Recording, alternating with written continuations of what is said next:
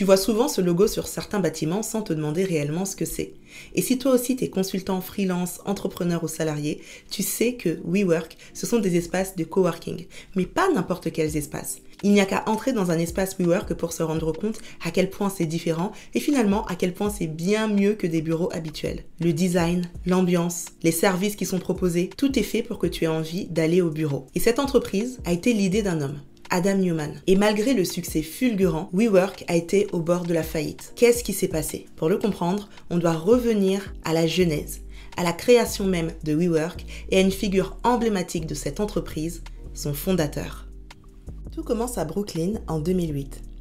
Adam Neumann, un entrepreneur israélien exubérant, rencontre Miguel McKelvey, un architecte discret mais brillant.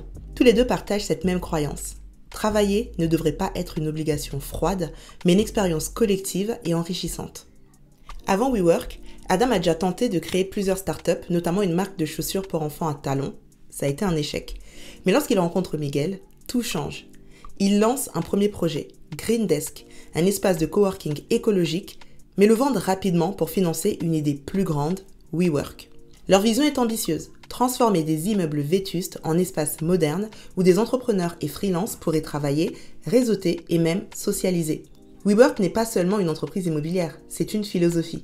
Adam Neumann martèle un mantra, élever la conscience du monde. Très vite, ce discours séduit. En 2010, ils inaugurent leur premier espace à New York. L'esthétique est soignée, des briques apparentes, des bureaux en bois et des bières artisanales gratuites. WeWork attire des startups tech, des freelances et des entreprises qui veulent adopter un style de travail plus moderne. Mais l'atout principal de WeWork, c'est le charisme de son cofondateur, Adam Neumann. Grand, cheveux longs, parlant avec un mélange d'assurance et de passion, il est capable de vendre un rêve à n'importe quel investisseur ou partenaire. Adam Neumann devient l'incarnation de WeWork. Il ne vend pas seulement des espaces de bureau, il vend un mode de vie, une vision utopique. Selon lui, WeWork n'est pas une entreprise, c'est une révolution sociale. Son style de management, cependant, reflète son caractère extravagant. Il est imprévisible, charismatique, mais aussi chaotique. Il organise des fêtes somptueuses où les employés sont poussés à boire et à socialiser. Il exige une loyauté sans faille, se présentant comme une figure presque messianique. Un rôle clé dans cette phase d'expansion a été joué par Rebecca Neumann, sa femme. Ancienne actrice et cousine de Gwyneth Paltrow, Rebecca est bien plus qu'un simple soutien. Elle se voit comme la gardienne spirituelle de WeWork. Elle parle souvent de purifier l'énergie et impose ses croyances New Age à l'entreprise. Elle influence profondément Adam, l'encourageant à penser encore plus grand. Ensemble, ils forment un couple ambitieux et inséparable. WeWork se développe à une vitesse vertigineuse.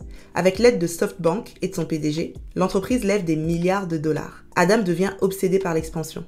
WeWork ouvre des bureaux dans des dizaines de pays. En 2017, WeWork est valorisé à 47 milliards de dollars. Mais derrière cette facette de succès, le modèle économique est fragile.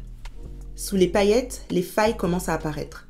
WeWork n'est pas une entreprise technologique comme Adam le prétend. C'est une société immobilière déguisée. Son modèle repose sur des baux de location à long terme qu'elle doit honorer, même si les espaces restent vides. Et pendant ce temps, les dépenses flambent. Adam Neumann mène une vie de démesure totale.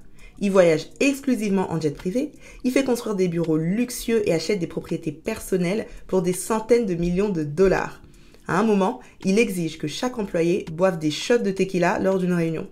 Rebecca, quant à elle, impose un management basé sur des idées spirituelles parfois farfelues. Lorsqu'elle n'aime pas un employé, elle dit que son énergie ne correspond pas et le fait licencier. En 2019, Adam décide d'introduire WeWork en bourse. Le document financier que l'entreprise publie alors dévoile la réalité derrière le rêve. L'entreprise perd 2 milliards de dollars par an. Adam a vendu pour des millions d'actions avant l'introduction en bourse, un signe de méfiance. Il facture à WeWork des loyers pour des immeubles qu'il possède personnellement, créant un conflit d'intérêts. Ces révélations choquent Wall Street et les investisseurs. WeWork devient rapidement la risée des médias, un symbole des excès de la Silicon Valley. La tentative d'introduction en bourse tourne à la catastrophe.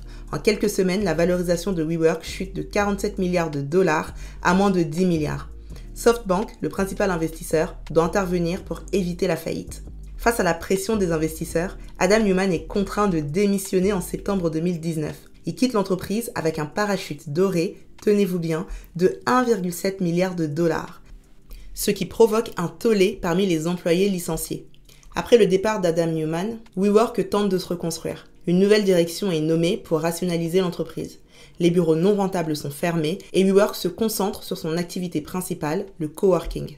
En 2021, WeWork parvient finalement à entrer en bourse, mais à une valorisation bien plus modeste, de 9 milliards de dollars. Loin de ses ambitions initiales, l'entreprise survit, mais sans éclat. Adam, de son côté, est devenu une figure controversée. Bien qu'il ait quitté WeWork, il continue d'investir dans des startups et vit une vie de luxe grâce à son parachute doré. L'histoire de WeWork est celle d'une idée brillante, menée par une ambition démesurée et une gestion chaotique. Adam Neumann a voulu changer le monde, mais il a sous-estimé les réalités économiques. WeWork reste une leçon, l'ambition sans contrôle peut conduire à la ruine. Voilà, c'est tout pour l'épisode d'aujourd'hui, j'espère qu'il t'aura plu. Dis-moi si tu connaissais les bureaux WeWork, si tu as déjà été, si tu travailles là-bas. Moi je sais que j'ai déjà été quelques fois et franchement, c'est super agréable de bosser dans un WeWork. Dis-moi si tu connaissais toutes les histoires autour du fondateur, si tu savais que c'est une entreprise qui plus d'une fois a failli être au bord de la faillite. Et surtout ce que tu penses de tout ça, je serais ravie d'échanger avec toi en commentaire. Avant qu'on se quitte, n'oublie pas de commenter, de liker, de partager et surtout de t'abonner à cette chaîne. Et moi je te dis donc à très vite pour un prochain épisode. Et en attendant, prends soin de toi.